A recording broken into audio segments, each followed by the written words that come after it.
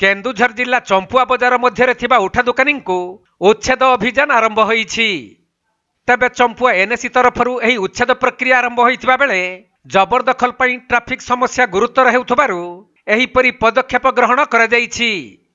तेणु चंपुआ एनएसी निर्वाही अधिकारी तत्वावधान रे चंपुआ अतिरिक्त तहसिलदार उपस्थिति और पुलिस मुतयन करा जाई चंपुआ बजार रे थिबा बेआईन दुकान और उठा दुकान करी व्यवसाय करुथबा केबिन सहित दुकान गुडी को उच्छेद करा जाईछि।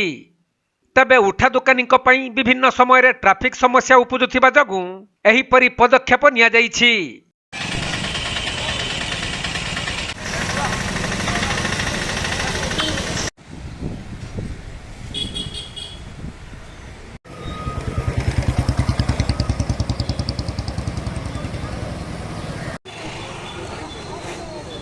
केन्दुझर जिल्लारू दीपेश कुमार बेहेरा रिपोर्ट, कोणार्क लाइव।